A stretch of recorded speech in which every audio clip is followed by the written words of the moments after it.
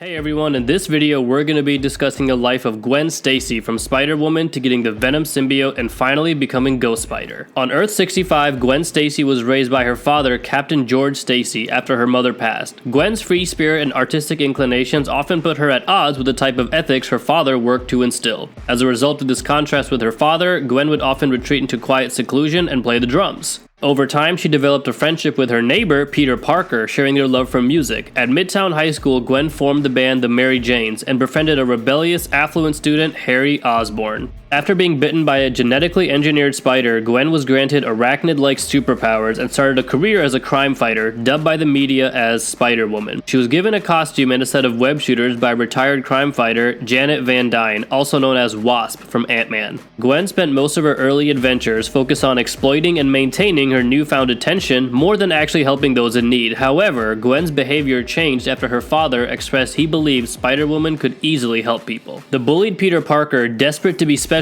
like his idol Spider-Woman, conducted an experiment that turned him into a lizard-like creature. Parker crashed the Midtown Senior Prom where Gwen fought him. Despite his pleas for de-escalation, Gwen did not pull her punches. Following Gwen's beatdown, Peter returned to his human form but died due to the injuries sustained at Gwen's attacks. With no evidence or link to his transformation, Spider-Woman was blamed by the media for Peter's death and branded a criminal. Haunted by Peter's death, Gwen doubled her efforts to fight crime and redeem herself. Additionally, Gwen's father was tasked with conducting the NYPD investigation to capture Spider-Woman. This drew the attention of Matt Murdock, a corrupt lawyer, leader of the Hand Ninja, and successor to New York's kingpin of crime, who sent Rhino to kill George Stacy in an attempt to make an ally of Spider-Woman. After thwarting the murder attempt, Gwen found herself held at gunpoint by her father, and she was forced to reveal her double identity. She pleaded her innocence and swore to never rest until criminals like Kingpin were stopped. Captain Stacy told her to leave the scene before he changed his mind. Gwen was pulled into a different reality and entered the Multiverse, where she teamed up with the Spider Army to defeat the Inheritors. During the Secret War saga, Gwen joined forces with the Web Warriors to help restore the Multiverse. During this time, she was given a portal device that allowed her to travel through dimensions. As Spider-Ham tells us, not just a watch, a web watch, but no ordinary web.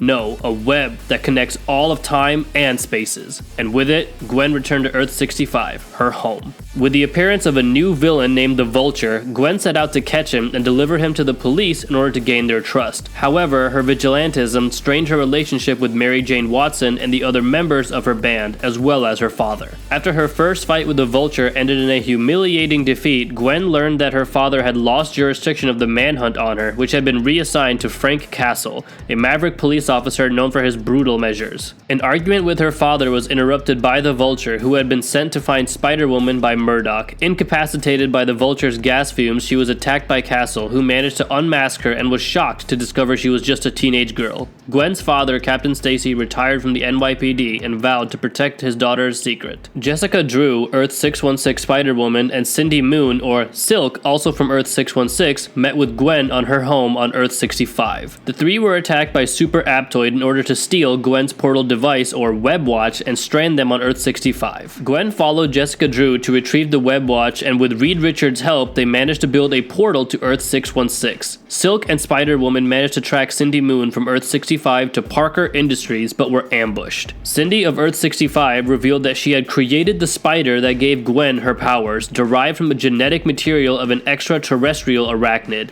Incapacitating Gwen, Cindy 65 injects her with a formula that removes her spider powers. Once the fight was over and Cindy 65 in prison, Gwen obtained radioactive isotopes from her lab derived from the DNA of alien spiders that had bitten her, enabling Gwen to temporarily restore her powers. Without the isotope, she was powerless and still being hunted by Frank Castle in her home universe. Gwen used the last of the isotopes to battle the Punisher. The fight between the two caused massive amounts of collateral damage, but George Stacy and fellow NYPD detective Jean DeWolf arrived in time to stop the Punisher from killing Gwen. With Gwen despairing over her inability to break the cycle of violence ruining their lives, her father, George, decided to turn himself in for aiding and abetting his daughter, Spider-Woman. Vowing to do whatever it took to save her father, Gwen met with the corrupt Matt Murdock at Oscorp, where he and scientist Dr. Elsa Brock revealed a way that Gwen could both permanently regain her powers and cure Harry Osborn. Exposing someone mutated by the lizard serum to the radioactive isotopes would draw the mutagen out, transforming it into a black amorphous creature, a hybrid with all the abilities of Spider-Woman plus the regenerative power of the lizard.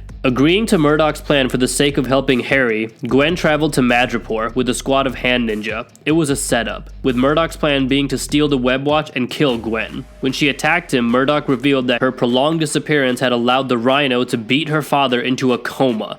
Enraged, Gwen gave in to the symbiote and swore revenge. Hunting down the Rhino as Venom, Gwen became increasingly aggressive and violent as the symbiote's influence over her grew. Gwenom, as she's now known, confronted Murdoch, swearing to come for the Kingpin after she was done with the man who hurt her father. As she fought the Rhino, Gwen noticed police officers filming her and realized it was a setup to discredit her father and reaffirm the notion that she was a criminal. But her desire for vengeance outweighed any misgivings over her actions, so Gwen kept fighting. Before Gwenom could strike a finishing blow to the Rhino, the Punisher intervened and separated her from the symbiote using a sonic baton before killing the Rhino himself. Enraged that her vengeance was stolen from her, Gwen rebonded to the symbiote and was subsequently framed for the Rhino's murder, renewing the manhunt against her. Hunting down the corrupt cop responsible for letting the Rhino into her father's cell, Venom was about to kill him, but was confronted by the Punisher. Rejecting his offer of an alliance to take down Murdoch, she offered the cop a chance at redemption by turning himself in. Gwen found and dangled Murdoch over the edge of a building, prepared to murder him, but when Murdoch finally revealed his obsession with her, a long test to see whether or not she could be corrupted by power, just like he was, Gwen could no longer go through with killing him. Gwen approached J. Jonah Jameson at the Daily Bugle and revealed the truth to him, unmasking herself. Contacting her friends, Gwen reveals to them how when she inputs anger, fear, and pain into Venom, it becomes too much and it's like a dam bursts. Gwen concludes that if the Venom gives me back 10 times what I put in, maybe it's time I think more about what I give. Gwen achieved a balance with Venom, which transformed into a replica of her old costume. Retrieving her web watch from Murdoch, she left him to face the Hand by himself when he rejected her offer of redemption. Meeting with Detective Jean DeWolf, Gwen allowed herself to be arrested, desiring to atone for her crimes. Gwen was assigned Jennifer Walters as an attorney, being told that she wasn't put on trial for anything she had done, but everything Spider-Woman could do. Despite the efforts of DA Foggy Nelson to get the case thrown out, Gwen was convicted by the jury and sentenced to 1 year in a maximum security SHIELD prison. Despairing that her sentence had been so lenient despite all the damage she'd caused, Gwen allowed herself to be brutally beaten up by the other inmates and psychologically tormented by the Vulture, who had established himself at the top of the prison's hierarchy. Gwen rejected an offer by Captain America to let her out of prison if she joined a Black Ops team consisting of Black Cat, Silk, Kitty Pryde, Logan, and the Punisher, instead stating that she needed to be held fully accountable for her actions as Spider-Woman. After serving her 1-year prison sentence, she goes to Earth 616, attends Empire State University, and joins forces with Peter Parker under the alias Ghost Spider. Thank you guys so much for watching. I hope you all have a great rest of your day.